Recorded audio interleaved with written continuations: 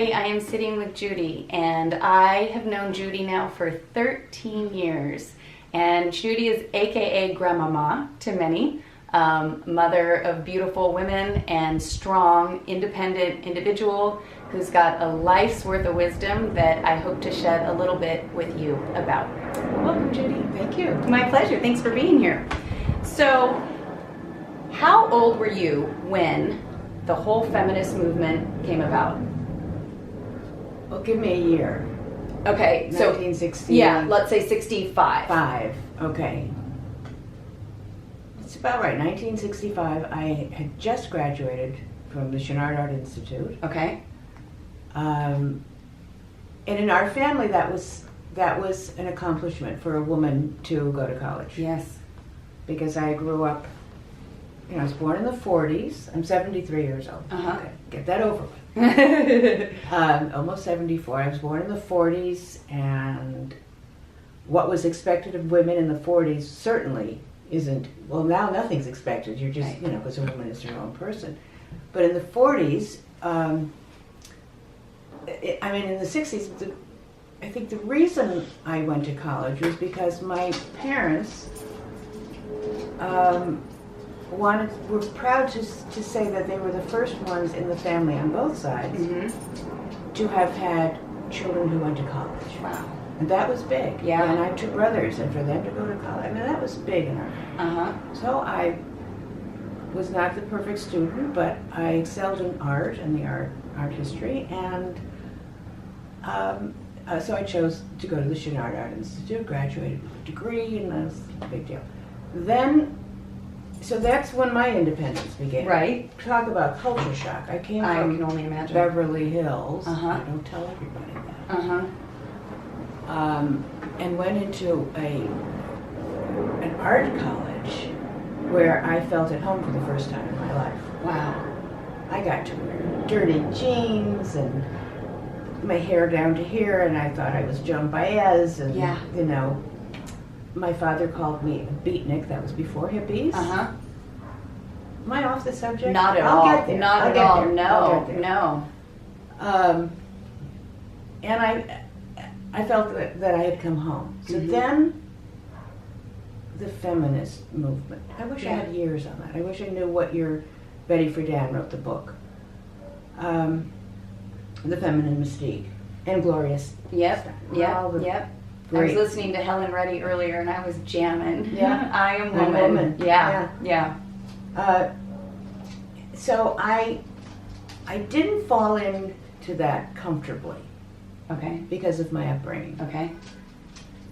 I thought good for them, but I never considered good for me, which I thought now looking back, I think is interesting. I supported the whole thing.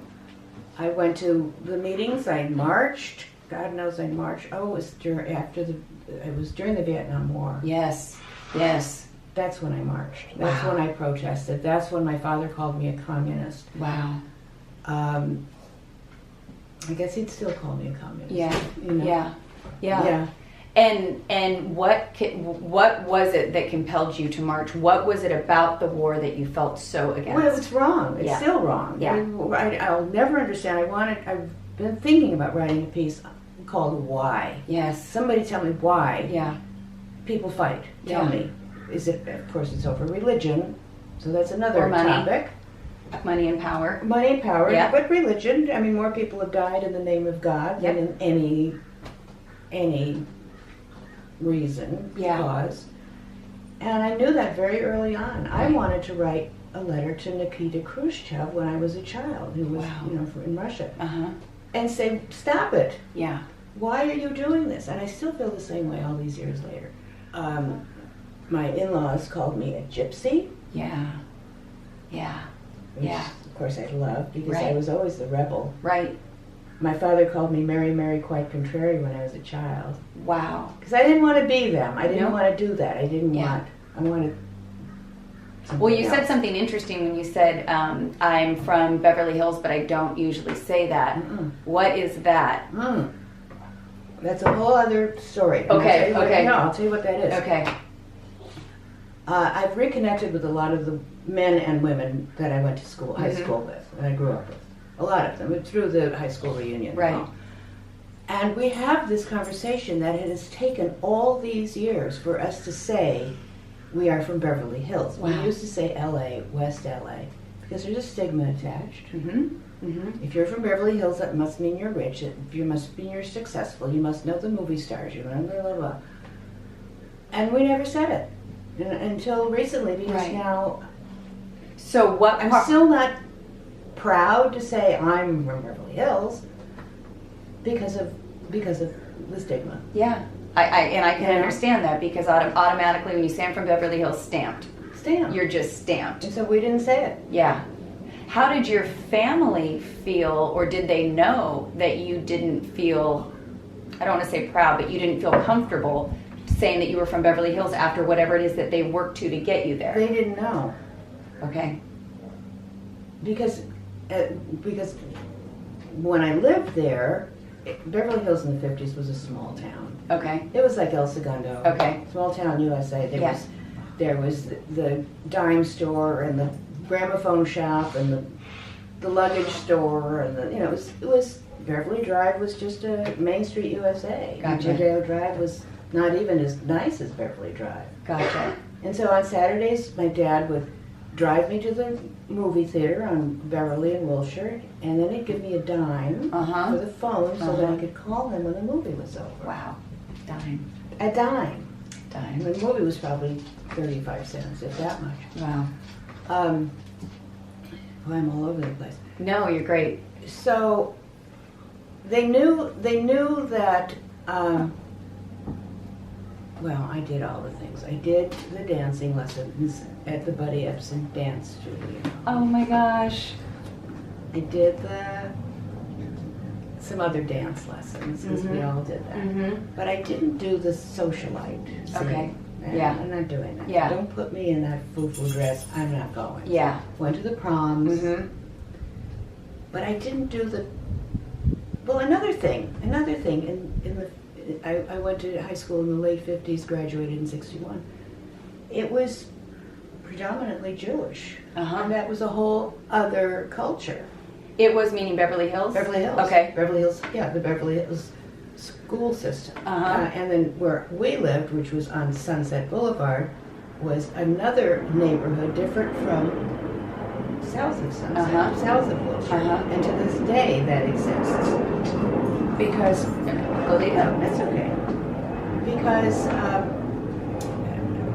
I had this conversation recently and with someone who also, a different age, who went to Beverly Hills schools, and I said, in my day, there was a thing, if you lived north of Wilshire or south of Wilshire, the south of Wilshire was like the other side of the tracks, the poor people, and it still exists. Wow. Isn't that sad? Yeah. Isn't that sad? Yeah. But it's a reality. So let me ask you this, just because I thought of it as you were speaking. So when you said that when you lived in Beverly Hills, it was a primarily Jewish community. It was. So in going to school, you were going to school with other Jewish children. So you didn't necessarily feel like a minority amongst your peers. Not at all. When did you first realize that there were differences and that Judaism may not be the masses? I'll tell you, we had everybody who lived north of Wilshire, not everybody, but a lot of people had African American maids. They were called maids. Okay. Not housekeepers, not nannies, not the maid, Right. including our family. Uh-huh. And I was pretty much raised by Mrs. Chin, Yeah. who was stronger in every way than my mother was, Wow. who taught me. She taught me to be the independent woman, because she wouldn't have anything to do with a man. Mm-hmm. Mm-hmm. And so she told me that men are, what they're for, and that they're no good, and things that I'm not going to say on camera. Sure. Did she have children? No, No. I was her little girl, as she called me. Wow. I used to go to Pilgrim Baptist Church with her on Sundays when my parents were out of town, Oh, yes. and she'd dress me up, and she'd introduce me, and it's my child. This And is the my little music. girl. I know every song, Oh. and I love it. And I love it. Yeah. About religion, my best friend was Rabbi Pressman, Rabbi Jacob Pressman from Temple Beth Am. Because when I was 10 years old, I questioned, or whatever year the Ten Commandments movie came out. Right. I was young, Yeah. 12 years old. And Moses parted the Red Sea. And I called up Rabbi Pressman on his home phone, his family friends. I said, don't give me that. Moses did not part the Red Sea. This is not, this is a fairy tale. This whole Bible thing is a fairy tale. This whole religion thing, I was a kid. Yes. And he didn't argue with me. He said, you're probably right. There probably was a low spot in the sea where they, Yeah. And he became my best friend. And when I learned to drive, I went to his office at least 2 or 3 times a week. And I was a rotten teenager. And my parents couldn't handle me. But he could. I would go to him and say, I don't know what to do. I don't know my parents and da. And he never, ever, ever mentioned religion to me because he knew how I felt about it. Never tried to push it on me, just a philosophy. Yeah. And Interesting. he died last year, and I'm Wow. very I'm sad. sorry to hear that Very because it sad. sounds like It was extremely fabulous. impactful. It was fabulous. Wow. Yeah. And so in growing up and raising kids, you married, your first husband was Jewish? Had to be. Yeah. I wasn't allowed to go out with anyone who wasn't Jewish. Wow. If I got a phone call from a guy and he asked me out, I said, well, excuse me, I have to ask my parents. Always had to ask the parents. And I think all the girls did. And my father would say, is he Jewish? First question. First question. And so when they weren't Jewish, because I liked the bad boys, Of course. who lived south of Wilshire, Uh-huh. I'd say, yeah, his name is Bobby Brotman. And then one day my dad said to me, tell me, how many Bobby Brotmans go to your school? Because that was the name. Because that was the name, and I kept using it. Yeah. Wow. And it turned out Bobby Brotman wasn't Jewish. No sugar. No. Wow. Yeah. Wow. So no, there was no question. I had to go. I had to marry a Jewish boy. Yeah. No question. And it was sort of an arranged marriage because he was the only one that my parents approved of. Wow. Yeah, which was interesting. So at 19, Yeah. I married him Wow. and had 3 children in 5 years. Well, I finished my education. Right. And I had 3 children in 5 years. Yeah. So at the same time, though, getting back to the feminism, Yeah. my friends, my circle, which was his circle, Mm-hmm. that's how it was, Mm-hmm. we all had our babies at the same time. We all got married at the same time. We all wore the same dress, the same bridesmaids, the same babies, the same stuff. And there was very little conversation about career. Yeah. It didn't exist because you're a wife and a mother and a stay-at-home mom. In my upbringing, there's a Yiddish word it's shanda, which means shame. It's a shanda if a woman has to work. Oh, wow. And that's how I was raised, and that's how a lot of women in my generation Yes. were raised. It's a shanda, God forbid. And then my mother would spit 3 times.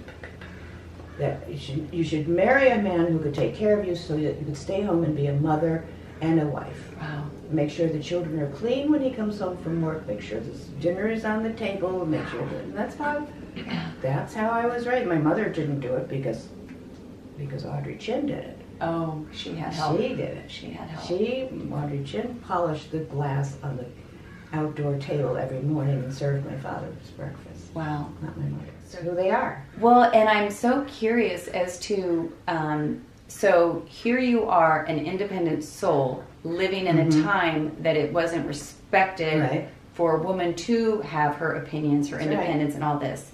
You're now bringing in three girls, to be young women into the world at a time where it's now women are starting to have a bit of permission, but it's still not yet socially acceptable. Like, how did you run that fine line of, I know what my parents are going to say to me, but this is what I want for my children?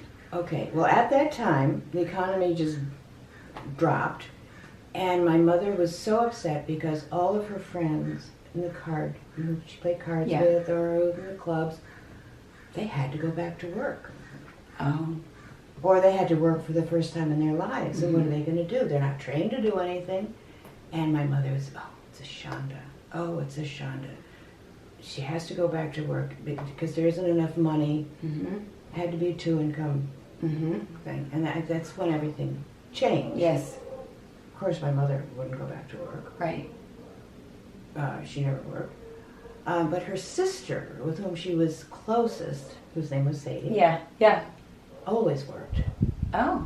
And Sadie was 7 years older than my mother. Sadie was born in 1901, and she always worked. Mm. She ran a very successful business with her husband, Uh-huh. but she was the boss, Yeah. and my mother was ashamed of her. Wow.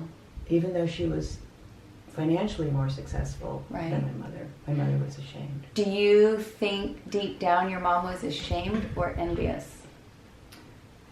Well, that's a good question. There was competition. Yeah. Okay, so Sadie was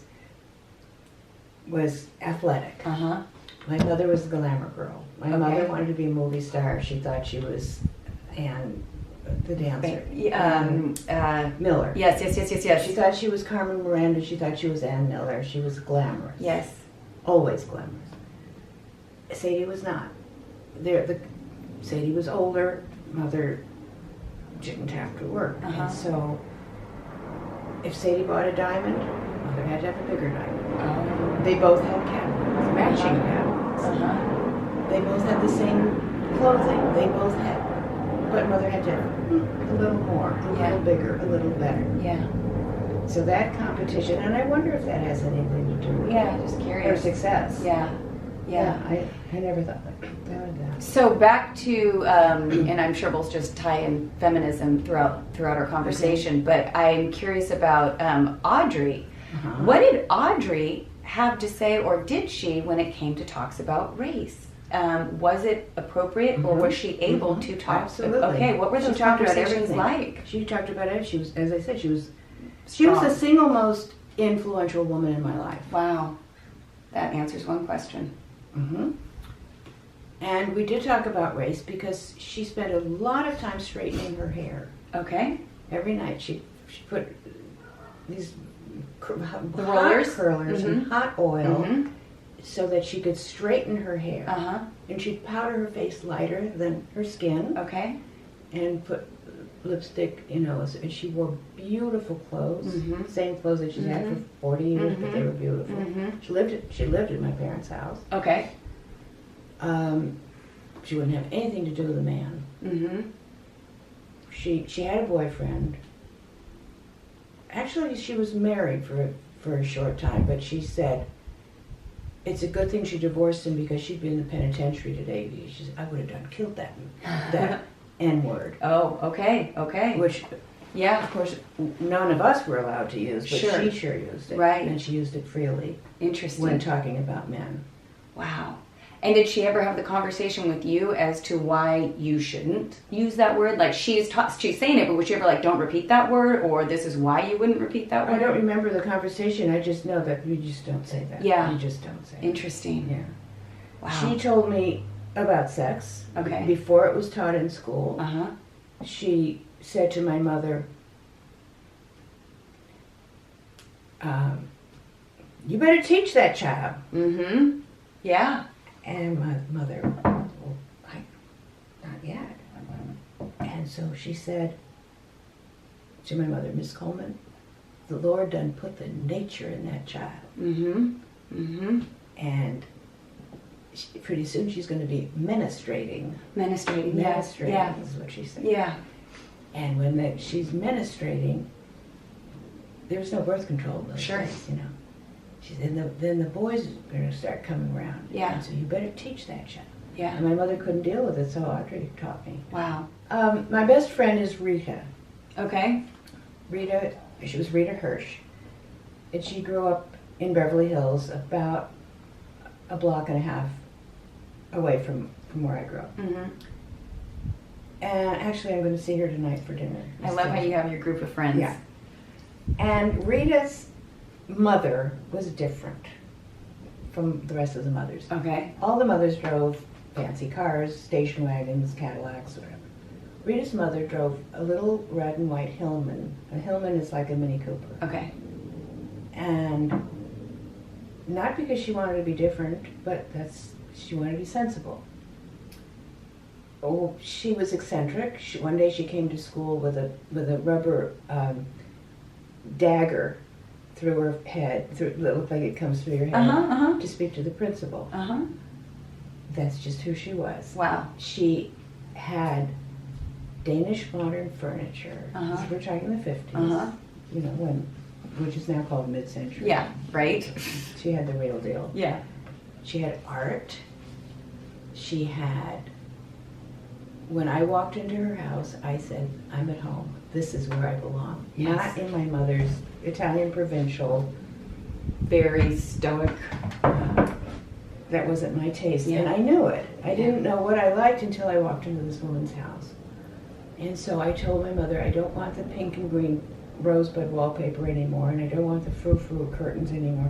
I want to paint my room gray, and I want red accessories.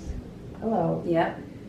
And so mother said, okay, if that's what you want. And you know the red typewriter on my Yes. bookshelf? Yes. That was from there. From my Sweet 16. I was just admiring that yesterday. Yeah. So I had a red telephone, a red typewriter, the beautiful red Danish, I had Danish coffee table. I had the whole thing. And my father used to come into my room and close the door and say, "I'd just like to be in this room because it's my favorite room in the house." Wow. He wasn't comfortable with all the frou-frou. Yeah. My mother and father came from very poor families. Okay.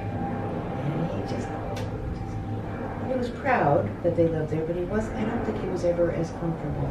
Well, it sounds like maybe that the house was decorated the way it was appropriate to be decorated, as opposed to maybe the way that made them feel good. But it was not acceptable. Who knows? Yeah, who knows? Who knows? But it clearly he liked your room because it felt authentic. Yeah. And I had Spanish things on the walls. Like you still do. It's all the same. Yeah. Anyway, so Dickie was outrageous and brilliant and very influential in decisions that I made and who I became. And in the vein of age, have you experienced? When was the last time have you ever experienced ageism in a negative form by which you felt judged by your age in a negative way? I really have to think about that because nothing comes to mind. Okay, well we can circle back in a few. Nothing comes to mind except, well, especially with my grandchildren. They will not recognize that I'm 73. Because it's painful. Well, this morning Aaliyah called me and said, "You know what I want for my birthday from you? I want you to come help me rototill the garden and help me plant the garden." And I said, "Of course, I'd be happy to." Yeah. And they forget you're 73. They don't want me to be 73. Right. So I remember when my Aunt Sadie said, "I can say," she was in her 80s, she said, "I can say anything I want. Who cares?" And I said, "No, you can't. You can't say anything you want at the expense of other people's feelings." Correct. And that's when she said it, something not Choice very words. nice to me. Yeah, choice words, but good for you for Yeah. standing your ground. Sure. Yeah. I used the F word before they did. Yeah, absolutely. And it's part of my vocabulary. Yeah, yeah. And of course I wouldn't say it in front of a 6-year-old or a 12-year-old, but a 29-year-old? Sure. It comes out. It comes That's out. who I am. I can relate to you because I find sometimes I will say the F word in a setting where I feel it's inappropriate, and then I go, you know what, it came out, whatever. It's part of how I speak, and I don't want to. Part of this whole movement that I'm doing is to be less filtered. I know for sure I will never marry again. Ever marry again. Because I married at a time where I told you women just did it all, and I did it all in all 3 marriages. Right. Especially in the last marriage of I was with him for 27 years. And that was your longest marriage, That was correct? my longest marriage. And going into it, I knew I was going to do everything because I you know, write the checks, pay the bills, call this guy, you know, call the service people and all. I married an artist who only wanted to paint, and going into it, I said, I will take care of you. Yeah. And that doesn't come without resentment. Sure. I did it. I had, 27 unforgettable years in every way. Yeah. But I would never do it again. Yeah. I will never look at the clock and say, oh, I better go home now and make lunch. Oh, I better go home. Oh, I don't have bananas. My mother, this is why I was going to write another book. When my mother, who was married 4 times, when her third husband died, she came to us, my 2 brothers and I, and she said, I will never buy bananas for a man again. I didn't know what it meant. Now I know what it means. Yeah. Yeah. I don't have to have bananas in the house for him. When the day Connor died, I was married to Connor Everett, and the day Connor died, my daughter Karen went with me to the mortuary, because we'd sign the papers and do whatever you have to do. And on the way home I said, I have to go to the grocery store, come with me. So we went to Ralph's, and we walked down the aisle where the Jell-O was, and I burst out in tears. I hadn't cried at the mortuary. We actually laughed at the mortuary because it was so absurd. Yeah, with the music and so not God, it was disgusting. how he lived. Yeah. No. Yeah. And I burst out in tears, and Karen said to me, Mom, you didn't cry at the mortuary and you're crying at Ralph's? Well, yeah, because that was reality to me. Right. Because I never have to buy Jell-O again. Yeah. Yeah. And there it was, and then I heard my mother's voice in my head saying, I never have to buy bananas again. And it was almost a relief that I don't have to do. My refrigerator's empty except for what was left over from yesterday. And there were 2 kinds of lasagna. Yeah. Because I don't have to. Right. I don't have to make dinner. I don't have to do this or that or anything else. Yes. And boy, talk about a shock, because I've always done it my whole life. And now I don't have this freedom. I have this freedom, but I don't know how to handle it. I don't know what to do with it. Yeah. Yeah. I haven't fallen into a pattern. Maybe I never will. But it sure is different, because I've never lived alone in my life. Yeah. Yeah, because you went from living at home, and then when you got married, you moved in with your first husband, you had children, and then what was the longest period in between 2 marriages? Were they pretty much back to back? Back to back to back. Yeah. So now at 73, for the first time, you're living single. I'm living single. Yeah. Yeah. Yeah. And I found it interesting when Connor died. I felt like there was a lot of opinions on how you should feel and how you should take care of the house. And the fact that you were even considering selling it took so many people off guard. It didn't surprise me, but if you want to talk a little bit about that, because I find it interesting that people have such judgments about how people should live when something happens. Well, the first thing people said to me was, well, okay, so I came from the West LA, married Connor, who lived in Torrance. Torrance is not my style. Yeah. But I lived there for 27 years because that's where he lived. That's where he had his huge studio, and we had a house, and that's where we lived. I can't say that's where I made a life for myself, but that's where we lived. I wanted to get out of there a couple of years before he died, because he stopped painting. Right. And there's nothing keeping us here. What am I doing? And that's when I really became resentful. I wanted to move. And I started looking at condos 2 years before he died. And I even showed him. I said, look at this. We could live here. No, he wouldn't have anything to do with it. So I was so ready. By the time he died, I had bought 2 black and white rugs, the ones 2 years before he died, because I knew someday I was going to have those in my new condo. I was packed. I'm ready to go. So he died, found that house. He died in April, May, June, July. Found the condo in July, moved in September. And the kids and my grandkids and my friends, oh, but it's too soon. He just died. you have to mourn. You're making. I said, no, I mourned. Yes. I mourned years ago. Yes. Yes. I mourned the man I married because he wasn't the man I married when he got sick. Yeah, he passed away before he actually left really his body. passed, He yeah. didn't. So, Yeah. and I find that, and I bring that up because I think death is something that is not talked about enough. Yeah. And like you said, you knew most likely you were going to outlive your husband. You had to start planning for your future. And so for other people, it was like the rug was pulled from under them. He's gone. Now it's time to mourn. And as you mentioned, you had been doing, you had done it. So now it was time to move on. And I don't know if people are given that permission to live how I they... didn't need the permission, I'll tell you why. My mother had an incapacitating stroke at my age. Wow. And she lived paralyzed and unable to speak or think for 18 months. And so when I made the decision to just move forward, it was with that in mind too. My father died at 64 of a heart attack. Okay. And I have somewhat heart disease. And so I thought, I better move fast because I don't know how much longer I'm going to be here. And that happens at this age. And it happens with my friend Rita, who I told you about. We say, we don't know how much longer we have here. Yeah. We don't know, we're not going to live another 30 years and plan for the future. It's now. Yeah. And that's a whole new way of thinking for me. It's now. Yes. Do it. Yes.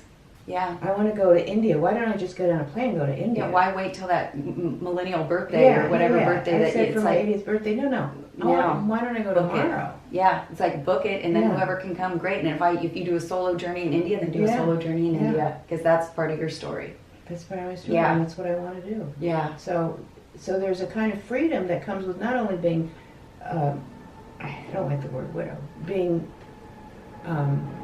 single. Yeah. Yeah. Oh, You're a who single said lady. That? Who said that? Was Beyonce. That, no, it was Sadie. I think. No, it was Naomi. It was Naomi who said, as I mentioned the word widow, she said, Grandma, you are not a widow. You're single. Yeah. Yeah. Isn't that interesting? Yeah. That came from at the time, 21-year-old granddaughter. Yeah, it's just like, what do I want ultimately? What do I want to do? Like, what would make me happy? I'll ask Paul that a lot. When he talks about a new adventure, I'm like, does the action of doing that make you happy? And if it brings you joy, then do it. But if it's something you think you should be doing because it's another responsibility, fuck it. Does it bring you joy? And if it brings you joy in this moment, then do more of it. Especially now in what's going on in the world and in North Korea, and I'm not going to say the P word, Trump. Yeah. I cannot call him. Trump. I can't. No, you don't have to. He's not my president. And He's not. Loaded question. What is your biggest frustration with the? Thank you. Just for that thing. So with Donald Trump. Oh, don't get me started. My biggest 'cause frustration is how the hell did he get there? Right. But now I know how he got there. Yeah. Because one thing that this horrible man did was he brought to the surface the people who voted for him, and I didn't know there were so many closed-minded people in our country. I had no idea. I knew the skinheads lived in Idaho, and I knew that this and that. I had no idea. So one thing he did for us was he woke us up. Right. Boy, did he wake us up. Yeah. And hopefully we're awake enough, and there are enough people, including myself, to do something about it. Yeah. And be heard. Yeah. Because this can't go on. Because I think he's going to destroy not only our country but the world. I didn't think he had brains enough to do it, because I don't think he has a brain. But just his stupidity, I think, is going to destroy this nation. Well, and I think you brought up something fantastic in what you said. The one thing I think he did great was wake us up. Absolutely. Because at least through all of the frustration that I think so many people, and I think there's a bigger word than frustration that I could be using, but that we're able to find the things that we can do differently. I'm sure by him being president and the conversations that I'm hearing around me is encouraging me to have these conversations now and talk about things and history and who we are as individuals now and what can we do moving forward. because I think they're all important conversations to have. And they quite often end up in arguments. They do. They do. Quite often. And blame. Yes. Yeah. You know? Yeah. Yeah. So between Trump and Kim Jong-un. Mm-hmm. Interesting people running the world. And climate change. Hello? Yeah. Yeah. And now there's another hurricane headed toward Florida. Yeah. Yeah, you can call, if you call them God, Allah, whatever you want to call them, but they're pissed. We've done pissed someone off up there, you know, because it's starting to rain down, literally. Yeah, it's raining down. It's raining down. Mm-hmm. And, you know, and so, okay, I'm not going to be here, but my children, my grandchildren, my great-grandchildren are going to be here. Yeah. And that's not okay to leave them like this. Yeah. It's just not okay. Yeah. Yeah. Anyway. Yeah. Well, in closing, is there any other topic that has been hot on your brain that you've been wanting to discuss or have any interest in discussing or sharing your opinions on?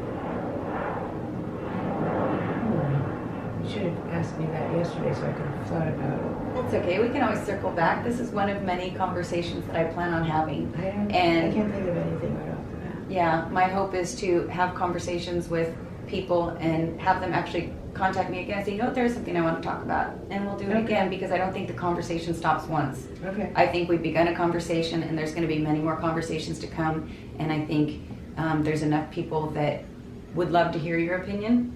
So let's talk again.